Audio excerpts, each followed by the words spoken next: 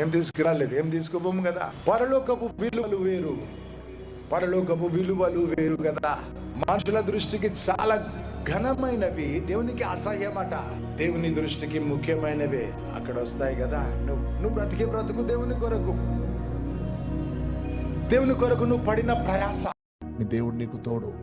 అందుకే దేవునితో ఉన్న ఆ రిలేషన్షిప్ మీదనే నీ విశ్వాసం ఉంటుంది. గుర్తుపెట్టుకోండి ఒకసారి. దేవునితో నువ్వు ఎంత కమ్యూనికేట్ చేస్తావు, దేవునితో నువ్వు ఎంత సంబంధం కలిగి ఉంటావు, దేవుని నువ్వు ఎంత నమ్ముతావు, దేవునితో నువ్వు ఎంత స్ట్రాంగ్ రిలేషన్, దేవునితో ఎంత స్పష్టంగా నీ సొంతమంతా చచ్చిపోయి దేవుడు అనేది నీలో ఉంటుంది చూడు. అప్పుడు మాత్రమే నువ్వు అడుగులు వేస్తావు, అప్పుడు మాత్రమే నువ్వు నమ్ముతావు, అప్పుడు మాత్రమే రిస్క్ తీసుకుంటావు.